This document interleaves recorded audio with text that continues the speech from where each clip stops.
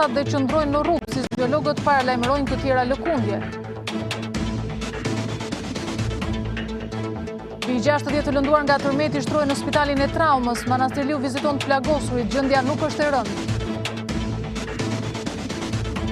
Dy ditë pas vendimit Sajmir Tahiri hidhet në sulm, akuza ambasadës amerikane, ish ministri i paralajmëron Ramën, nuk më ndal askush karrierën në Partinë Socialiste. Tragjedi në ring, boksiri bullgar pëson infarkt gjatë raundit të 5 të ndeshjes me Dursakun Ardit Murja.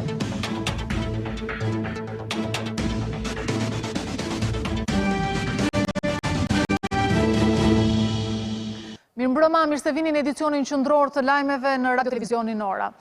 Shqipëria është lëkundur pas ditën e së shtunës nga një tërmeti fort. Tërmeti magnitudës 5.8 me epicëndër në detin Adriatik dhe intensitet 7.5 ball. 30 km në veri të Durrësit është ndjerë në të gjithë qytetet e vendit në orën 16:09 minuta. Dëme të shumta materiale ka patur veçanërisht në qytetin e Durrësit dhe të Tiranës. Deri më tani në spitalin e traumës në kryeqytet janë paraqitur rreth 60 persona të cilët kanë pësuar lëndime jo të rënda. Kanë qenë disa lëkundje radhazi të cilat kanë shkaktuar panik tek qytetarët. Ndërkaq ky është cilësuar tërmeti më i fortë në 30 vitet e fundit nga Instituti i Gjeoshkencave.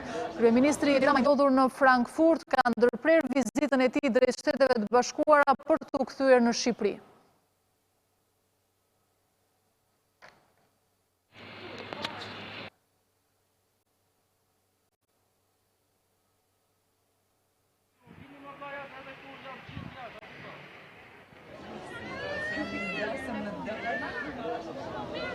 Presidenti i Republikës Ilir Meta ka mbritur me urgjencë në qytetin e Durrësit, aty ku ishte edhe epicëndra e tërmetit. Pasi u njoh me gjendjen gjatë një takimi me prefektin e qarkut, presidenti tha se duhet jemi në kontakt të vazhdueshëm edhe me fqinjet pasi jetojmë në një vend sismik. Mesazhi që unë dëshiroj të përcjell është për të ruajtur qetësinë, për të qenë të vëmendshëm në raport me mediat, me informacionet që jepen nga strukturat shtetërore dhe qeverisë qendrore dhe vendore, për të bashkëpunuar ngushtë me to, për të evidentuar pasojat e tronditjeve të deritanishme dhe njëkohësisht për të ndjekur situatën me gatishmëri, po edhe me qetësi dhe me vëmendje maksimale. Edhe është e rëndësishme të evidentohet çdo dëmtim dhe të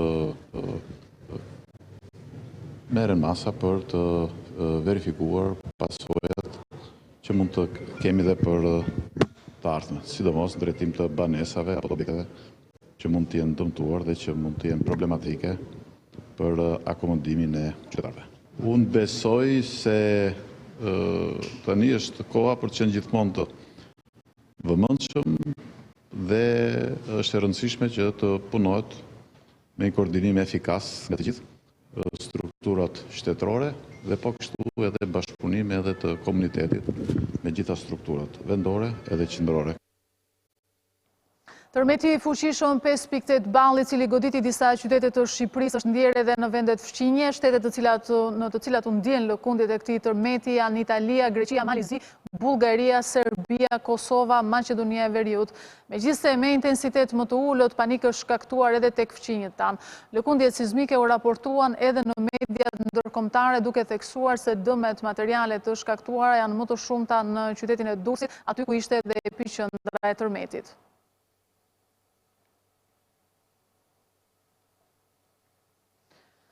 Për të mësuar se si paraqitet gjendja e të lënduarve në spitalin e traumës, kemi në lidhje të drejt për drejt gazetaren Ertila Dosti. Ertila, të përshëndes, si është situata, si paraqitet gjendja e të lënduarve dhe sa ka shkuar numri tyre deri në këto momente? Përshëndetje Besa, në fakt duket një situatë më e qetë në spitalin e traumës prej gati një ore. Kemi pasur edhe një rënje të numrit të qytetarëve që janë paraqitur në këtë spital dhe që kanë kërkuar që të marrin ndihmë mjekësore.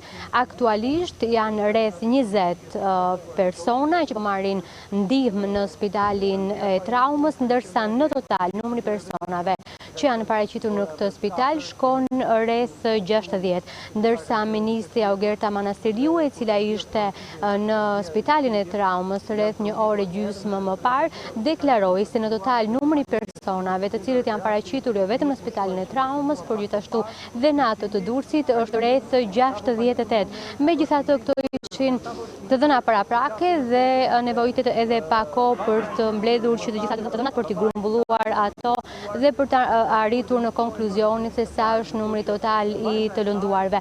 Duhet theksuar se mes personave që janë paraqitur në spital ka qenë edhe një fëmijë i moshës 9 vjeçare dhe që të gjithë personat kanë qenë me lëndime të lehta, kryesisht dëmtime në disa pjesë të trupit, të shkaktuar në rrethana të ndryshme pas tërmetit, por asnjë prej tyre nuk është paraqitur në gjendje të rëndë. Një pjesë e madhe e atyre personave që kanë ardhur në spitalin e traumës kryesisht pasi kanë marrë ndihmën mjekësore, janë rikthyer në banesat e tyre dhe aktualisht vetëm një numër shumë i pakët personash, pacientësh ndodhen në brendësi të këtij spitali. Pas tërmetit që ndodhi rreth orës 16, i gjithë stafi i urgjencës së spitalit të traumës është rikthyer në punë, duke qenë se sot ishte shtunë dhe ditë pushimi dhe gjendet në gatishmëri. Jo vetëm spitali i traumës, por gjithashtu një sër spitalesh të tjera që ndodhen kryesisht pranë epiqendrës së tërmetit. Qartë, të falenderoj Ertila Dosti për raportimin. Do shkojmë në një tjetër lidhje me gazetaren Edisona Gjeladina nga qyteti i Korçës. Edisona, mirëmbrëma. Cilat janë pasojat nga tërmeti në këtë qytet dhe a janë raportuar për të lënduar? Qa Korçë, tërmetin Durrës a e qanë Korçë. Tërmetin Durrës a shkon Korçë. Përkohë që duhet thënë se tërmeti është ndjerë rëfuqishëm pra në qytetin e Pogradecit, ashtu sikur se është ndjerë edhe në qytetin e Pogradecit, por edhe në fshatin Ploq, ato ku janë shkuar dëme të mëdha pra muaj më parë është regjistruar edhe tërmeti më i fuqishëm në vitet e fundit. Dhe nuk në momentin që ne po flasim ashtu se sova edhe më lartë, nuk raportohet për dëme materiale as në njerëz në gjithë qarkun e Korçës. Mirë, Edisona, të falenderoj për raportimin, sigurisht ne do të bëjmë një panoramë të gjitha qytetet e prekura nga tërmeti dhe sigurisht qyteti i Durrësit, aty ku ka qenë epiqendra, ka rezultuar me më shumë pasoja dëme materiale, por gjithashtu edhe persona të lënduar. Lidhemi me gazetari Leonida Musaj, i cili ka raportuar vazhdimisht për gjatë këtyre orëve nga momenti që ka rënë tërmeti, pra prej orës 4. Sigurisht janë raportuar momente dhe bisedime edhe me qytetarët në Durrës, të cilët kanë përjetuar pra panikun nga lëkundjet e krijuara dhe nga i gjithë kjo situatë. Mirë, Leonida, më dëgjon? Do doja një raportim nga ty në këto momente se si paraqitet situata. Po. Në fakt, prej orës 16 të mesditës së sotme, situata është pak alarmante dhe për më tepër dramatike këtu në qytetin bregdetar të Durrësit, për faktin se këtu ka qenë edhe epiqendra e tërmetit 5.8 ballë që lëshoi 2 të dridhura të një pas njëshme rreth orës 16 të mesditës së sotme. Pra të gjithë banorët e qytetit bregdetar që prej atij momenti që prej orës 16 pra kanë dalë në rrugët e qytetit të Durrësit, atje ku po qëndrojnë ende, kanë zgjedhur të qëndrojnë pranë kafeneve të cilat ndodhen në përlulishtet e qytetit bregdetar për vetë faktin se nuk kanë guxim që të ngjiten në përbanesat e tyre, pasi dihet që pallatet në qytetin bregdetar të Durrësit janë me 10 rakatsh e sipër. Pra, situata aktualisht deri diku është qetësuar për vetë faktin se banorët dhe qytetarët e qytetit të Durrësit tashmë nuk kanë edhe pse rrinë më gjatë në për lulishte apo edhe për sheshe qendrore dhe kryesore të qytetit të Durrësit. Tashmë dashje pa dashje ata do ngjiten në përbanesat e tyre, por me frikën se një tjetër tronditje mund të shoqëroj ato 2 të parat e mesditës sotme për gjatë natës së kësaj të shtune, pra por në të gdhirë të mëngjesit të së dielës. Por, sikur se theksuan edhe në përgjatë raportimet dhe një pasnjëshme që kemi patur për gjatë pas ditët së sotme, tërmeti 5.8 ball që ka patur si epicentër pikërisht qytetin bregdetar të Durrësit, ka shkaktuar dhe dëme materiale në qytetin e Durrësit dhe në përrethënat e tij. Disa objekte në qytet janë kam pësuar plasaritje, kam pësuar dëmtime, ndërkohë që disa banesa të vjetra në rrethinat e qytetit të Durrësit kam pësuar dhe ato gjithashtu dëmtime të lehta. Ajo që është më kryesorja është fakti që nuk ka patur asnjë të lënduar për sa i përket njerëzve të cilët Leonida, të kërkojmë gjithë, do të ndërpresim pak çaste lidhjen, është një deklarat për mediat Ministria e Mbrojtjes Zonja Olta Xhaçi. Theksoj që është një lajm i mirë që goditjet pasuese kanë shënuar një trend në ulje, qoftë për nga magnituda, ashtu edhe për nga intensiteti. Sipas informacioneve zyrtare paraprake, dhe dua ta theksoj që këto informacione janë duke u përditësuar minutë pas minuti, teksa ekipet skanojnë situatën terren, deri në momentin që po flasim, raportohet për 68 persona të lënduar, por në të gjitha rastet bëhet fjalë për lëndime të lehta që kanë ardhur kryesisht si pasojë e situatës të frikës që kanë përjetuar qytetarët në momentin e tërmetit dhe pasi kanë marrë mjekimin mjekësor, janë larguar sërish për banesat e tyre. Disa prej të lënduarve janë asistuar nga ekipet mjekësore të ambulancave pranë vendeve të tyre të banimit. Ajo që është më e rëndësishmja është se nuk ka pasur asnjë humbje jete. Nga ana tjetër, tërmeti ka shkaktuar dëme materiale, sidomos në Durrës dhe në Tiranë, por fatmirësisht në pjesën ndërmuese bëhet fjalë për krisje të mureve apo dëme të tjera të këtij niveli, ndonse në ditët në vijim serioziteti këtyre dëmtimeve do të verifikohet nga grupet e ekspertëve në terren. Më konkretisht, në qarkun e Tiranës, raportimet e deri tanishme flasin për dëmtime kryesisht krisje në 46 banesa dhe në 3 pallate në Fark, në zonën e Astirit, në Dajt, në komunën e Parisit, në njësinë administrative 2 dhe 6, si dhe në Pez, në Kashar, në Zallher dhe në Kodërshar. Në qarkun e Durrësit, në Shijak dhe në Durrës qytet, raportohen dëme në 4 pallate dhe 42 banesa kryesisht të vjetra. Në bashkinë Librazht janë dëmtuar 7 banesa. Në qarkun Dibër, në bashkinë Klos, në njësinë administrative Zibër, raportohen 4 banesa të dëmtuara dhe 1 e rrëzuar plotësisht. Në bashkinë Berat ka 1 banesë të dëmtuar. Në qarkun Lezhë, në qytet ka dëme të lehta në 4 banesa. Në qarkun Fier janë shënuar 4 banesa dëmtuara lehtë, që janë në bashkinë Lushnjë dhe njësinë administrative Fier Shegan. Por ajo që është e rëndësishme, pak më parë u konfirmua që nuk ka asnjë dëm në puset e naftës. Në bashkinë Korçë nuk raportohen dëme. Çdo institucion i shtetit shqiptar, forcat e armatosura, Ministria e Shëndetësisë, e cila ka vendosur staf të përforcuar mjekësor në spitale dhe gjendje gatishmërie për çdo emergjencë. Prefekturat dhe bashkit përmes ekipeve tyre të emergjencave, komisariatet dhe policisë janë të gjithë në krye detyrës për t'u ardhur ndihmë qytetarëve kudo ku do të shfaqet nevoja. Po ashtu dua të informoj qytetarët, banesat e cilëve kanë pësuar dëmtime, që bashkit janë duke përgatitur qendra të posaçme strehimi për të sistemuar të gjithë ata që mund të kenë nevojë. Në rast nevoje, apo për të marrë çfarëdo lloj informacioni tjetër që qytetarët do të nevojitet në këtë moment, mund të kontaktojnë një nga numrat e mëposhtëm. Numri unik 112, që është për çfarëdo lloj nevoje apo emergjence dhe sipas nevojave specifike, Policia e Shtetit tek 129, zjarfikset te 128 dhe urgjenca 127. Pra edhe një herë, numri unik 112, Policia e Shtetit 129, zjarfikset 128 dhe urgjenca 127. Po ashtu kam qenë në kontakt të vazhdueshëm edhe me kryeministrin e Orës. Mirë, ishim me Ministren e Mbrojtjes zonjën Olta Gjaçka, për më shumë të deklarat mund të ndiqni në Ora News, ndërkohë ne do të rikthehemi me lidhjen tonë me gazetarin Leonida Musaj. Leonida, zonja Ministre tha para pak qastesh se do të ngrihen qendra strehimi në bashkitë kryesore në vend që janë më të prekura në mënyrë që të ndihmojnë qytetarët për të kaluar natën aty apo ata që janë në nevojë. Apo ndodh diçka e tillë në qytetin e Durrësit?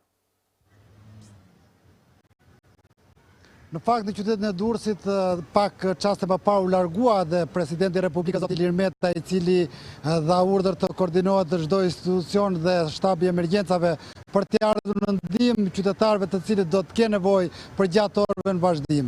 Dhe në këto momente, sikur se theksoi dhe prefekti i qarkut të Durrësit, zoti Roland Nasto, i cili është edhe shefi i emergjencave civile në qytetin bregdetar, tha se nuk ka asnjë person që ka kërkuar ndihmë deri në këto momente, qoftë ndihmë mjekësore, qoftë edhe ndihmë infrastrukturore, le të themi, pra në një dëm që mund të ketë patur në banesat e tyre.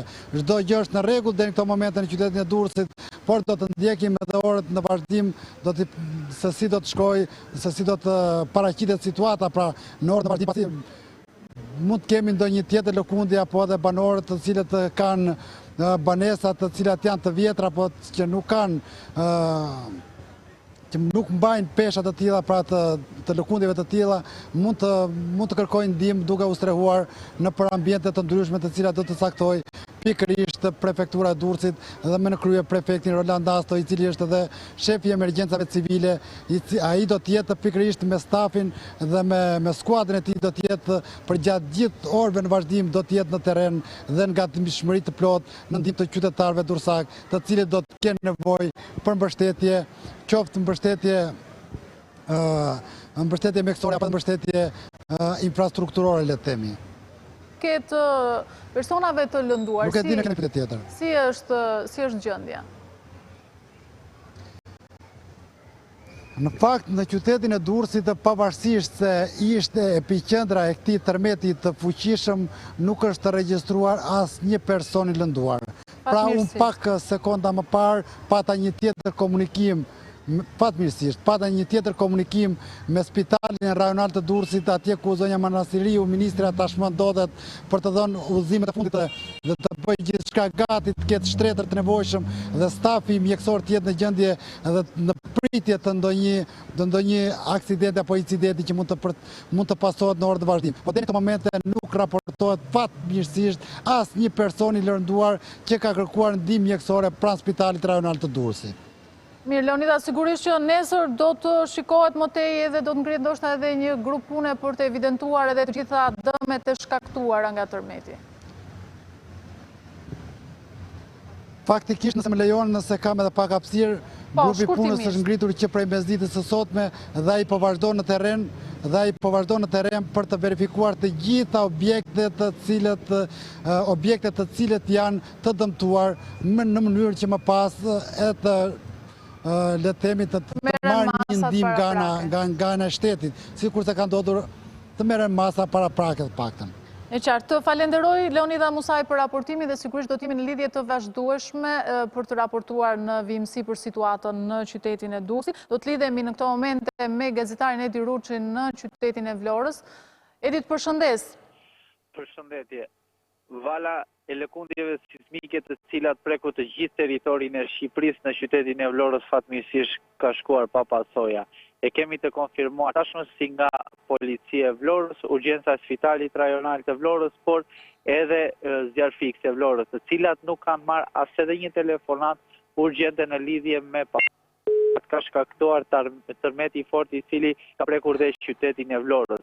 Nga të dhënat që kemi tashmë të konfirmuara, qyteti i Vlorës e ka kapur valë sismike prej 5.5 magnitude, e cila ka shkaktuar panik të qytetarët e Vlorës.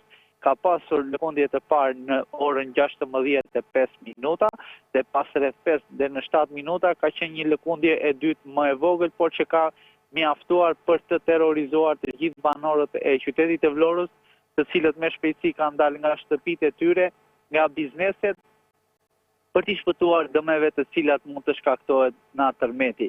Kemi pasur lidhje edhe me njësitë administrative të qytetit të Vlorës. ku dhe njësia administrative e Selenisis raportohet të mos ketë as edhe një problem.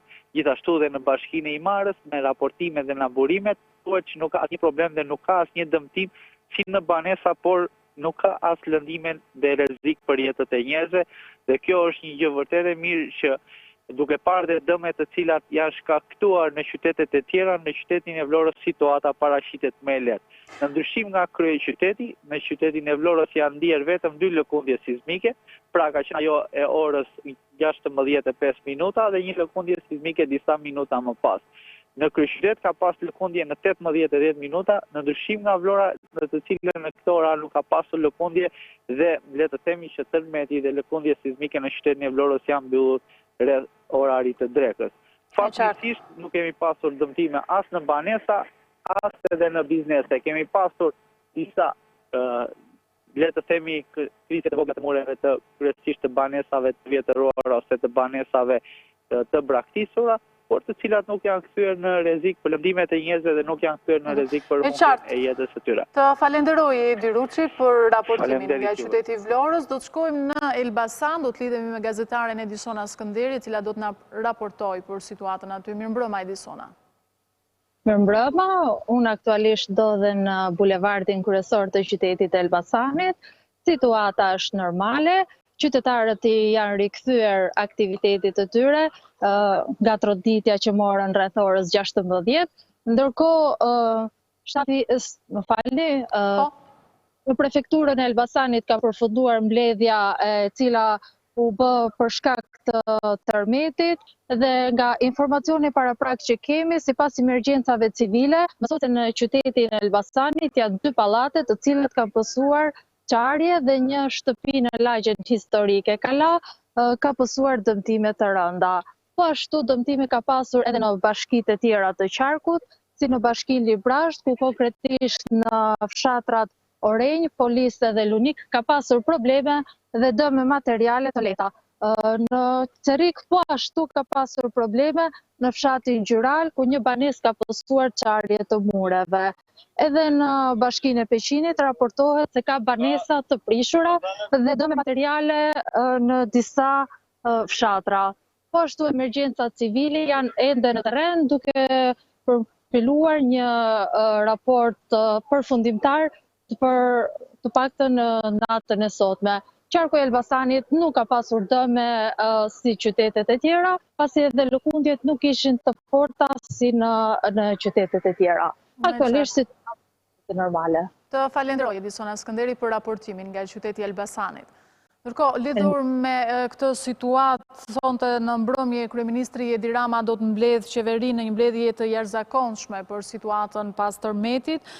Pritet që mbledhja të zhvillohet në mesnatë, sapo kryeministri të mbërri në Tiranë, pasi ai ka anulluar vizitën e tij në Shtetet e Bashkuara të Amerikës dhe është nisur direkt nga Frankfurti ku ndodhej, nga Frankfurti i Gjermanisë për në kryeqytet.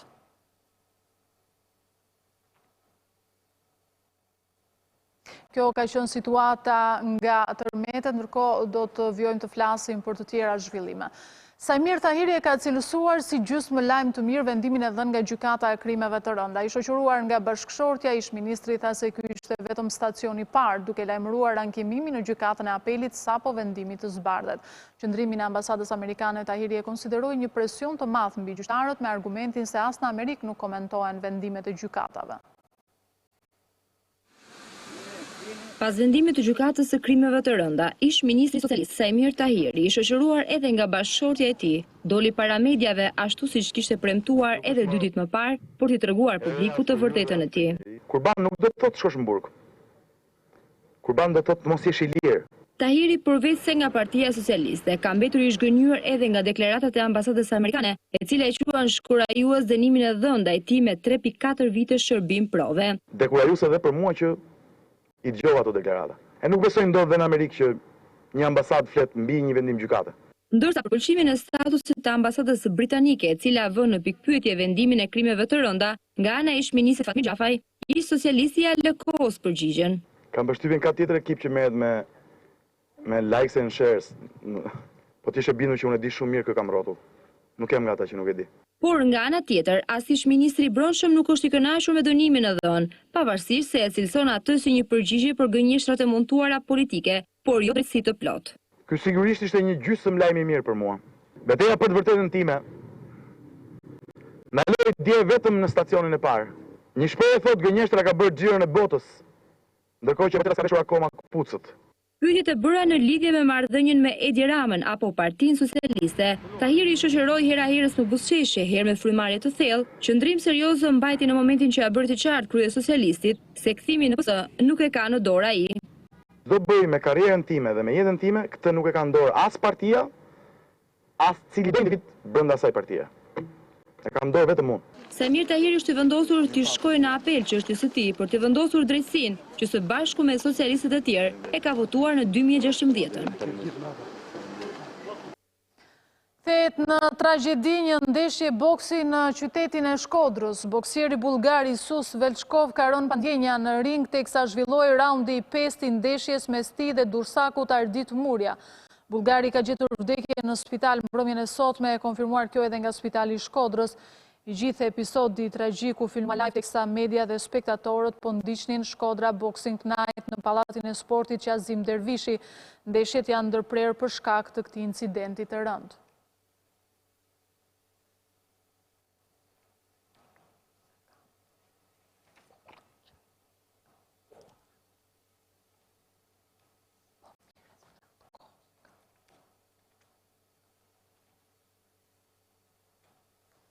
Drejtoria e Kufirit dhe Migracionit në Korçë ndaloi të shtunën rreth 50 refugjat nga Siria dhe Irani. Mes të ndaluarve kishte gra dhe fëmijë, ndërsa vetëm gjatë këtij muaji ndjes janë kapur 650 emigrantë të palishëm. Rreth 50 refugjat mes tyre gra dhe fëmijë ndaluan të shtunën në qytetin e Bilishtit, sipas drejtorisë së Kufirit dhe Migracionit në Korçë. Klandestinat sirian, iranian dhe maroken janë ndaluar në fshatrat Vërnik dhe Trestenik. Burime konfidenciale pranë drejtorisë së Kufirit dhe Migracionit bëjnë me dije për radio televizionin Ora News se çdo ditë kapen mbi 20 emigrantë, ndërkohë që muaji shtator shënon dhe numrin më të lartë të tyre. Po sipas kësaj drejtorie, vetëm për gjatë muajit shtator janë kapur rreth 650 klandestin, të cilët përmes Shqipërisë tentojnë të mbrinë në Shtetet e Bashkimit Evropian. Banorët e fshatrave të Bilishtit thonë se çdo ditë hasin në rrugë refugjat, por kanë frikë të ndihmojnë apo të rrehojnë. Kemi parë sirianë na shkojnë këtu, një natë i pamë 13, me radhë, vetëm korçë thuanë. Frikë kemi të kemi fëmijë, që mi mos na bëjnë dojnë gjë. 10-12 zbrisnin nga i Vidova, Miras, bura kanë qenë djemë të rinj. Ndërkohë ania shqiptare Oriku dhe ekuipazhi i saj kanë mundur të shpëtojnë përmes teleoperacioneve 111 emigrantë në ujërat mes Turqisë dhe Greqisë. Emigrantët lundronin me 2 gomone dhe një skaf, ndërsa ju dorëzuan rojes bregdetare turke. Jemi në hapësirën e intervistës, ju uroj mirëseardhjen zotit Erion Softa, inxhinier. Mirëmbrëma, kënaqësi që ju kemi në studio. Zoti Softa, në tërësi do doja një koment për tërmetin e sotëm, përpara se të nisim dhe të analizojmë situatën e ndërtime dhe dëmet e shkaktuara. Ishte një tërmet i fuqishëm, ishte e pritshme që të shkaktoheshin këto lloj dëmesh? Shqipëria një vend me tërmete, është në një zonë sismike të sismicitetit lartë dhe patjetër mund të kemi dhe situata të tilla. Mendoj që situata është përballuar mirë, pra ne nuk kemi pasur dëme të forta, dëme strukturale. Këto për një tërmet të tillë janë dëme minimale, mendoj, dhe situata njerëzit duhet të qetësohen sepse mendoj që situata ka kaluar. Paniku duhet ullet. Panikut ka kaluar. Ju keni qenë edhe drejtori i përgjithshëm i Nuku. Dhe dua t'ju pyes lidhur me mënyrën se si janë bërë ekspertizat, janë bërë më përpara ekspertiza për sigurinë e objekteve? Rrallë ka pasur ekspertiza të sakta për sigurinë e objekteve. Kemi pas dikur një rast në kohën e kullave të Hawaii për një godin. Nuk arritëm të bëjmë dot një ekspertizë, sepse në kushtet që sot ka institucionet shqiptare, pra nuk ka një organ të specializuar i cili mund të bëjë ekspertizë për një dëm të krijuar nga fatkeqësi natyrore apo nga nga akte terroriste. Pra do të nuk ka një institucion i cili të kontrolloj dhe të japi një përgjigje të sakt dhe të ketë mekanizmat e duhur dhe sistemet për të kontrolluar një objekt të tillë. Po, cilat janë institucionet që e certifikojnë cilësinë e ndërtimeve? Po, neve në të vërtet nuk kemi institucione të përcaktuara sakt për të kontrolluar cilësinë e ndërtimit. Neve kemi një certifikat e cila merret nga Instituti i Ndërtimit, e cila quhet e cila në konceptin tim është një akt formal, nuk është një oponencë e vërtet, pra është një oponencë teknike, një certifikat që merret nga Instituti i Ndërtimit. Mendoj që ai institut, ju dhe shumë kolegë mit, mendojmë që ai institut nuk i ka resurset dhe sistemet e nevojshme për të dhënë realisht një kontroll të projektit dhe më pas të kemi një strukturë të saktë dhe të qartë për kontrollin e punimeve në ndërtim, të cilat janë detaje të cilat duhet ndiqen nga dikush, përveç ndërsa në sistemin e sotëm kontrollohen nga oponencën e bën një person i punësuar në subjekt, pa supervizor punimeve në këtë rast, i cili është i kontraktuar nga vetë firma. Pra do të thotë gjithë garancia është firmat që jep firma dhe... Pra e gjithë përgjegjësia në këtë rast bie mbi firmën e ndërtimit? Po, bie mbi firmën e ndërtimit në këtë rast. Mbi inxhinierin? Mbi firmën e ndërtimit, mbi drejtues teknik, supervizorin e punimeve. Megjithatë, objektet tona sot kanë rezistuar. Neve sot nuk kemi dëme të forta strukturash në mënyrë që të na krijojnë më pas probleme me jetën e njerëzve. A kanë rrezik ndërtimet e larta veçanërisht në Bregdet, aty ku ka qenë dhe epiqendra e tërmetit sotëm, pasi kemi parë nga pamjet dëmet materiale kanë qenë të konsiderueshme?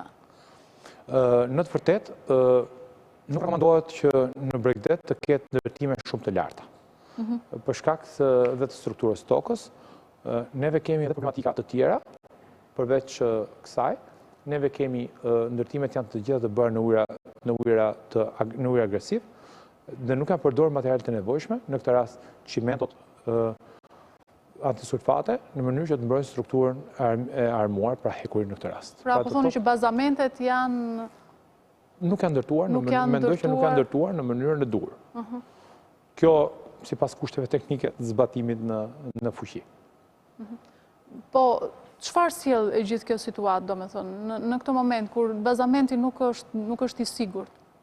Kjo është një rrezikshmëri shumë e lartë për le të themi që është një rrezikshmëri shumë e lartë në vite. Pra do të thotë në kalimin e viteve. Do të thotë është mendoj që nuk është momenti për të dhënë tone të tilla, mendoj që është momenti për të kapërcyer këtë dhe shteti dhe struktura shtetërore duhet të marrin masat menjëhershme. Nga kjo ditë e sotme duhet marrin masat për çfarë nuk është bërë deri tani dhe për mbrojtjen e atyre që njerëzit jetojnë sot, për sigurinë e jetës. Çfarë rekomandoni ju për rritjen e cilësisë së ndërtimeve duke marrë në konsiderat situatën e sotme? Unë mendoj që duhen ndarë në dy grupe. Në godinat e para viteve 90, në godinat e pas viteve 90 dhe godinat që do të bëhen. Në tre grupe më saktë.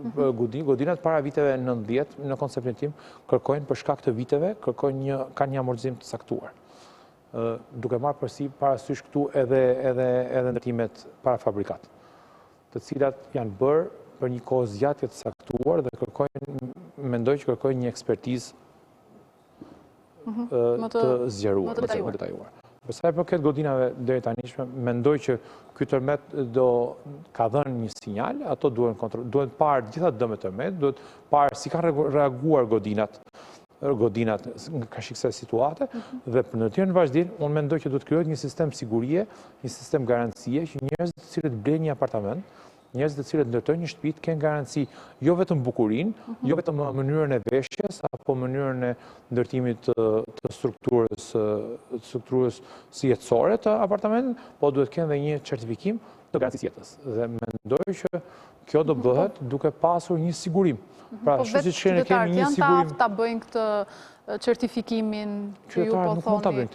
Do me thonë të mosojnë vetëm fasadën, pra duhet marrin një informacion më detajuar, po thoni nga institucionet? Nuk e marrin do të institucion. Nuk e ka dështuar shteti ta bëjë këtë gjë në 29 vjet.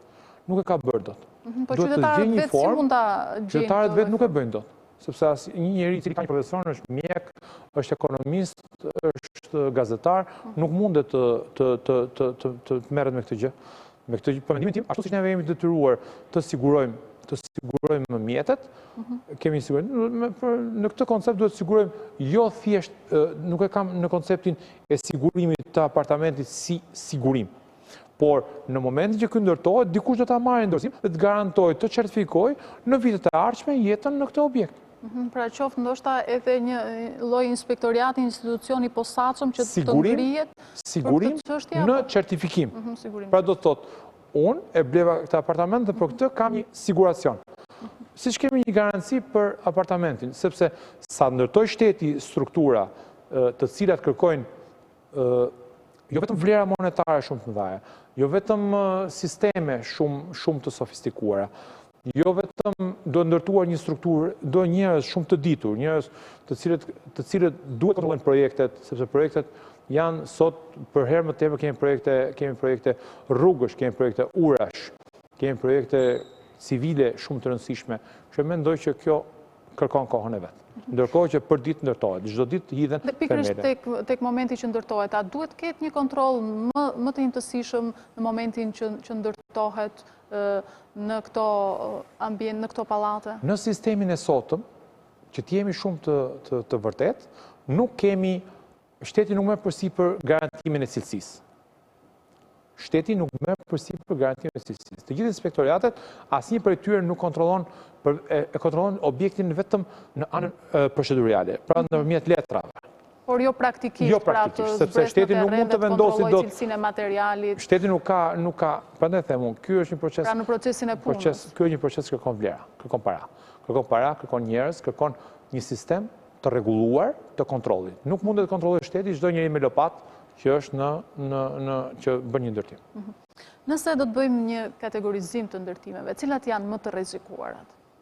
Më të rrezikuarat janë ndërtimet, neve kemi probleme të forta, në të vërtet. Neve kemi probleme të objekteve që kanë shumë kate pa leje, të cilat vazhdojnë dhe janë histori, bëjnë gjithmonë, kur ndodh ndonjë gjë, ne i kujtojmë ato, dhe kur situata qetësohet ne harrojmë.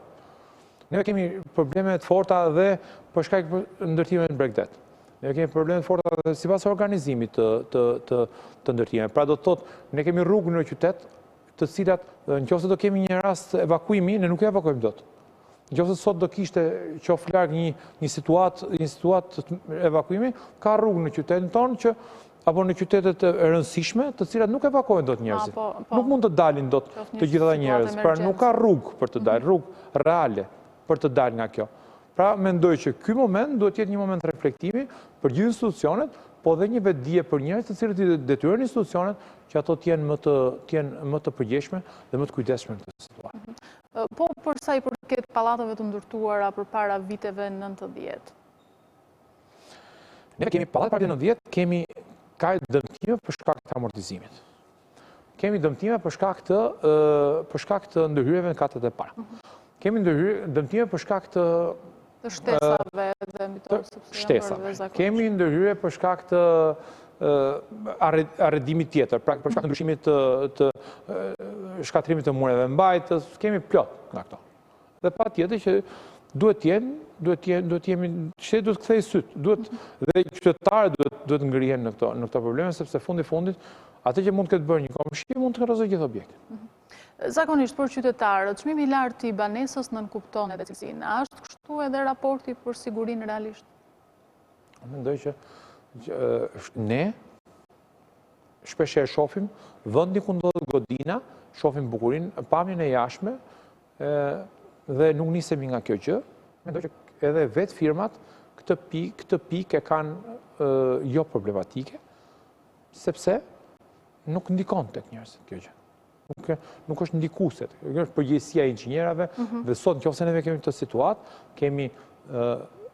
kemi si pasojë e një përgjegjësie të madhe të inxhinierave, një kujdesi shumë të madh të tyre, të cilët punojnë realisht me probleme të forta në një treg të parregulluar dhe në një sistem të parregulluar. Neve kemi parë që gjithë këto vite dhe ditët e fundit ka pas aksidente në punë. Aksidente në punë ka pasur dhe gjithmonë zgjidhja është e thjeshtë. Marrim drejtuesin teknik dhe e fusim burg. Masa kohë, mas një pjesë kohë, kjo do dali. Normalisht, edhe për punëtorin e thjesht. Neve punëtor nuk e përkufizoj do të fjallin punëtor. Sepse punëtor do të jetë njëri certifikuar. Që dy të bëj një gjë, një proces saktuar, di të jetë kujdesshëm, di të ruaj veten, dhe në momentin e parë, që më shoqëria thot, fajnë e ka inxhinieri, po punëtor në konceptin shqiptar, në konceptin ton, quhet çdo njeri që merr lopatën në dorë dhe vjen punon. Nuk ma kapelen, është i pa edukuar, ka marrë një certifikat nuk di. Pra, mendoj që ka ardhur koha që kushdo që hyn në objekt duhet të jetë marrë përgjegjësinë e vet. Ashtu siç ka ardhur koha që dhe strukturat e ndërtimit duhet të jenë ato që kanë qenë dikur përpara viteve 90, nuk kanë qenë gabuara. Pra ka qenë një inxhinier në objekt, ka qenë një teknik punimesh, secili bën punën e vet.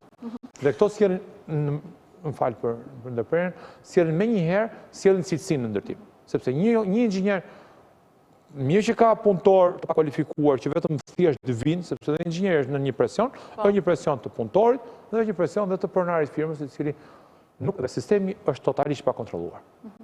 Në fakt, përgjatë pas momentit kur ka ndodhur edhe rasti fatkeq i humbjes së jetës së një prej punëtorëve në gjatë kohës që po punonte, Ora ka bërë disa vëzhgime dhe pavarësisht se inspektorati ka ndërhyrë sërish situata paraqitet gati e njëjtë. Përse ndodh kështu dhe a duhet një ndërhyrje më e fortë nga shteti, ndoshta me masa ndëshkuese më të larta në mënyrë që të kemi ndërgjegjësim?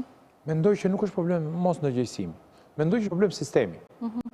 Mendoj që kjo gjë duhet të zgjidhet duke zgjidhur sistemin. Nuk është problemi se sa inxhinierave i hoqe licencën, apo sa për tyre futen burg, apo një pronar firme i cili u ktheu kërkim, apo u kap dhe u fut sa ditë në burg. Mendoj që këto vetëm shuajnë urrëtitjen e masave, të cilët në moment udhimset humbja e jetës njeriu.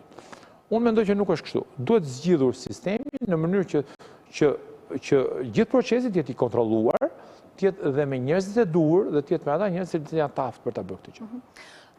Sërish lidhur me cilësina, duhet një kontroll edhe në momentin e procesit të legalizimit për çështjen e sigurisë, apo është e pamundur në këtë moment që të verifikohet, bëhet një verifikim apo një ekspertizë? Unë mendoj që në rast se ne do donim që të ishim realisht të vërtet në këtë gjë, në legalizim, kemi e para punës shumica e objekteve që legalizohen janë pa projekte. Janë pa projekte, apo nuk dihet se janë zbatuar, nga punëtor, nga njerëz pa profesion, pa qenë specialist të fushës.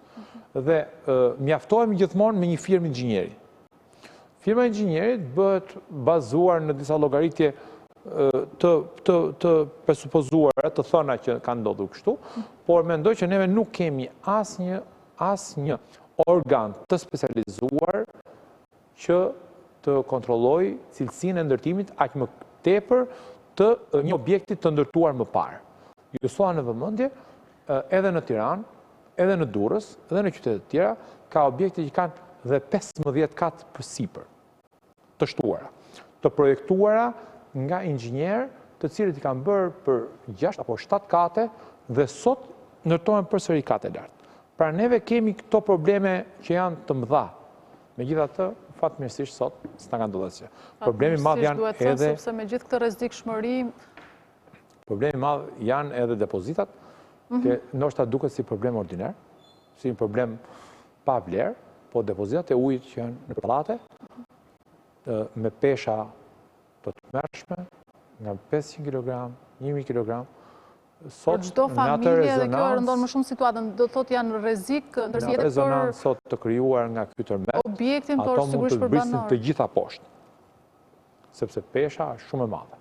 Dhe imagjino që bën ato depozita, në rast se do binin mbi makina, mbi njerëz, ku diun se me çfarë, do të thotë personalisht sot ne kemi kaluar një ditë, kemi kaluar shumë një rrezik të madh. Jemi me fat, duhet. Jemi me fat, po. Dhe ndoshta me që jemi drejt fundit, masat që duhen merren paraprakisht në rastet e tërmeteve të tilla, qoftë nga qytetarët, por qoftë edhe nga institucionet. Tani masat janë përcaktuar në rregullore, por unë mendoj që ne duhet nesër mbasi njerëzit qetësohen, duhet të ruhemi nga ajo që na ndodh zakonisht që mas 2-3 ditëve ne harrojmë të gjë. ne duhet të fillojmë të marrim masa qoftë personale, si një objekt, pra administratori duhet të marrim masa për këto që tham, pra të mbrohemi nga këto që janë rreziqe të mëdha. Dhe më pastaj do duhet që të shikojmë se çfarë problemesh kanë pas objektet dhe këto objektet të shohim nëse këto probleme janë strukturore apo jo. Dhe më pastaj të shohim se çfarë duhet dhënë një zgjidhje dhe më pas të mendojmë dhe për të nesërmen. Pra çfarë do të ndodhë nesërmen, sepse ne nesër do të blejmë një shtëpi të re dhe kjo shtëpi do të jetë mund të jetë shumë e bukur nga jashtë, mund të jetë në vendin e preferuar, por nuk dim. Sot ora 4 sot na bëri të mendojmë të shkojmë një dimension të ri, të cilin mendoj që nuk do të harrojmë. Sot rrugët e Tiranës, të Durrësit, të gjitha qyteteve ishin mbushur me njerëz. Me njerëz të tmerruar, të cilën patjetër që nuk kanë një garanci për nuk din qoftë dhe personalisht, qoftë dhe për kulturën e tyre, qoftë dhe për qetësinë e fëmijëve të tyre dhe familjeve të tyre, nuk din se deri ku janë të mbrojtur. Deri ku. Tërmeti mund të jetë tmerrshëm, mund të ndodhë gjithçka. Edhe situatës ka dalë në pa një problematik shumë e gjerë, që me këtë përshkrim që ju bët, do të thotë që të gjithë në një farë mënyrë jemi të rrezikuar dhe duhet të tregojmë më të përgjegjshëm në momentin që bëjmë një blerje të apartamenteve. Po, çfarë duhet bëjnë më shumë qytetarët për të verifikuar cilësinë? Qytetarët të vëllazi? E vetmja gjë që mund të bëjnë qytetarët është të kërkojnë që këtë mall të cilin ta blejnë, të jetë dikush i cili t'i garantojë për një kohë të caktuar.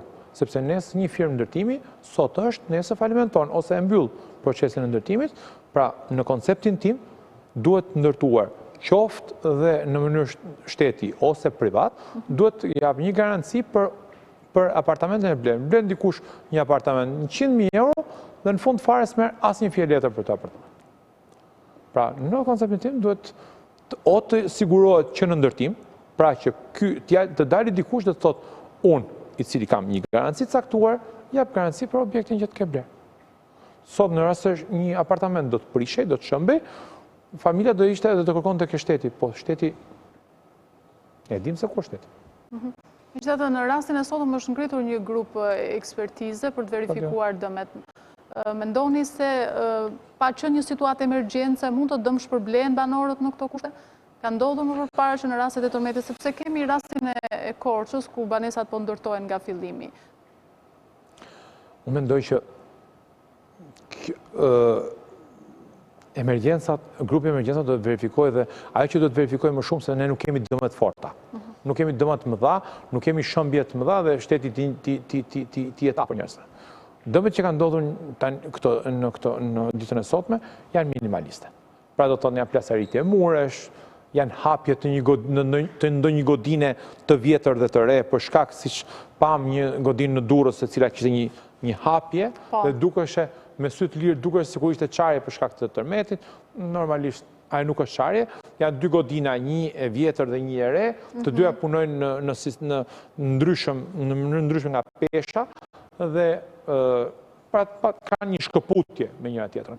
Unë kam parë biles në disa raste që ka shkëputje edhe më të madhe.